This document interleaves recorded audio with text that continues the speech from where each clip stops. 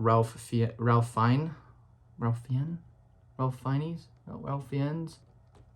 Side note, the Black Panther review had a squeaking noise the entire time. That's because I have my phone resting on a Civil War poster. It's got like a gloss finish on it, which makes it look really cool, but also is terrible for me to lean my phone against it. So I set up my Fright Night and Friday the 13th steelbooks against it, and hopefully this works. Hi, welcome back to my channel. My name is Carter Walker. I love to talk about movies, music, games, comics, and pretty much everything in between. Second week in a row I'm uploading. Let's go. But tonight I want to talk about The Menu, the new movie that just came out this week. One of like two, or the only one that came out this week. I don't know. I've been pretty busy with human biology and photography and Modern Warfare 2 and work to like keep track of movies that come out. So I just kind of check the movie app, Megaplex, like every Thursday morning to see if there's anything I should see. And it was The Menu. So I was like, you know what? Time to procrastinate my October month upload. I'm watching The Menu. Those movies can wait. So, sorry. That'll probably happen sometime. Maybe I'll film it later. I don't know. But, yeah, so I just got out of The Menu. And it stars Anya Taylor-Joy, Nicholas Hoult, and Ralph Fiennes?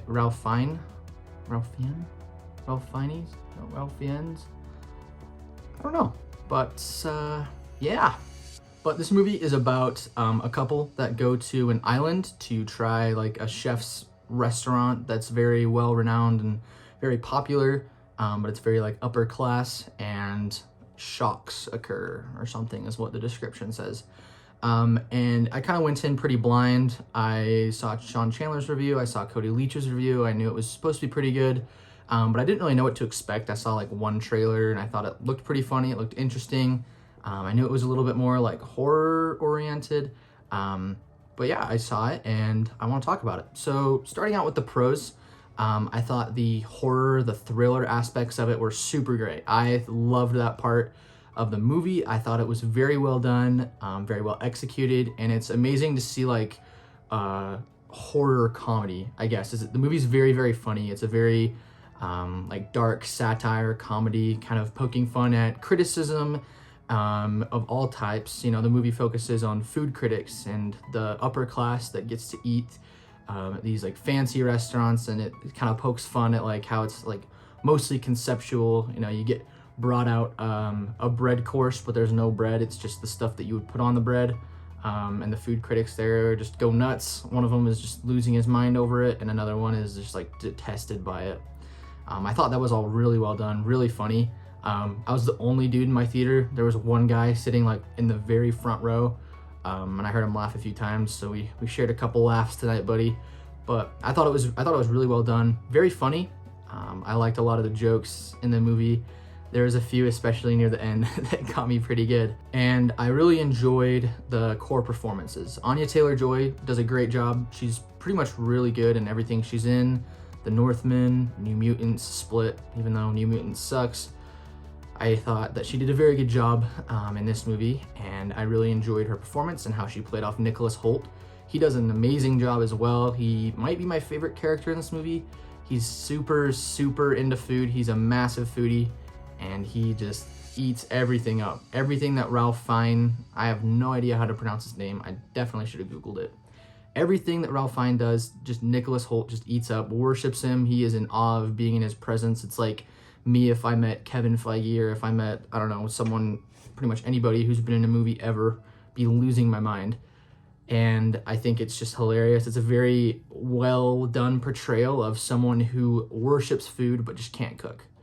And someone who knows everything about food. He can name off everything, every little thing, every little ingredient, what it's all about, the concept of it, everything like that, but he just can't cook for anything for the life of him. And I thought it was really well done. My favorite jokes came from that. And as the movie goes on, it starts to get a little bit darker. There's one scene kind of at the end of the first act that kickstarts, you know, the main portion of the movie. You'll know it when you see it, but it just gets super dark all of a sudden, and it's not funny, but it just catches you off guard. And then it just kind of builds up from there and builds the tension, builds the suspense, and you just kind of see things play out, I don't want to spoil anything, so I'm kind of choosing my words wisely. But the way things play out was really funny, really surprising. I honestly didn't know where the movie would go. There's a lot of great surprises in here that I don't really want to spoil, but I enjoyed the story. And probably my favorite thing about this movie, and what's going to kind of round off the pros, is the themes and the concept of the story. It focuses a lot on criticism of all kinds. You know, like I said before, it's focused on food criticism, but it focuses a lot on all kinds of criticism. And you can see that reflected in all the characters. There's, you know, 3 douchebags there that just don't really they're not interested in anything besides the food. They just care because they're super rich. And their boss had them go. And then there's the foodie who's with his date, Anya Taylor-Joy. He's there to eat everything up. There's a food reviewer and her editor for the magazine. There's an actor and his manager. And I thought it was really funny how all the characters are kind of portrayed in different ways to highlight Ralph Fiennes and his portrayal. It just does him a great job in this with the script. It shows really just what his character's all about, what he's interested in, what he hates. And as the movie kind of wrapped up, especially in the last 10 minutes, I really loved what they did with all the characters, especially Anya Taylor-Joy and Ralph Fiennes. I thought it was very well done. I loved the conclusion for both of their arcs, and you get to see a lot of Ralph Fiennes, and you get to see what makes him tick, what he is kind of going for in this movie, which it might be a little weird at first because you're in the dark for so long.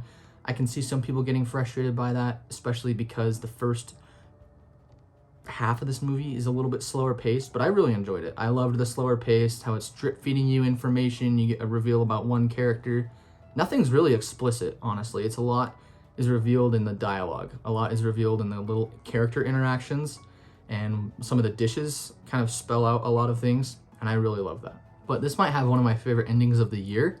I loved the ending. I thought it was very well done. The music is really kind of in the background the whole movie, and then at the very end it has this big like choral background score. I thought just perfectly boosted the moment. Incredible. I love how they ended it. I thought it was just exceptionally well done. Kind of for the mixed aspects, I would say the pacing, especially in the first half, is a little slow for my taste. I know it might not be that way for everyone. They do a great job of ramping up the tension. However, it's not super quick, but once it gets to that scene, the tension ramps up quick. But then it kind of, there's a few weird things in the movie that just kind of play out. Like, I'm not trying to spoil anything, but there's a sequence where a bunch of the main characters get split up. And I'm not sure why they did that. It's a short sequence, maybe like 4 or 5 minutes. It's really funny. I thought it was hilarious, but it didn't serve a purpose. Like, they split up for the sake of splitting up, for the sake of the chef having them split up. It's what he wanted. I don't quite understand that part. You know, if the one person that comments that saw the movie wants to explain it to me, that'd be awesome. I'm just gonna do some digging online probably after while I'm editing this and see if I can find anything. But yeah, that's probably my only mixed / negative for the movie, was the pacing and just that one sequence that I didn't quite understand. I still really enjoyed the sequence, but in the overall scheme of things, I don't quite get why they did that. But yeah, I'm gonna keep it brief. I really loved this movie. I thought it was very well done, very funny, a great biting satire of criticism and critics as a whole, which is kind of ironic because I'm reviewing it. So I don't really know how to feel about that, but I really enjoyed this movie. If you have a chance this weekend over Thanksgiving break, go see it. It's really funny. I would highly recommend this movie. Overall, I'd rate it probably a 9 out of 10. I really enjoyed it. I had a great time. I am definitely going to pick it up on Blu-ray or 4K when it comes out. And yeah, I'd recommend it. Well, that's all for the video today. Again, like I mentioned earlier, I'm going to try and get my October ranking out soon. Again, I don't know when it's going to come out because my birthday is coming up this weekend and I am going home for Thanksgiving and the holidays, but I'll try to get it out as soon as possible. If you're interested in my content, if you're interested in movies, music, games, I don't talk about music or comics that much on this channel. Hopefully that'll change. I really want to talk about a few albums, maybe some comic books, maybe while I'm home I can do like a comic collection video. I don't know. I'm just kind of experimenting with everything and seeing where it goes. But yeah, if you're interested, like this video and subscribe. I have a lot more reviews. I have a ranking video, but good to see you. Take care.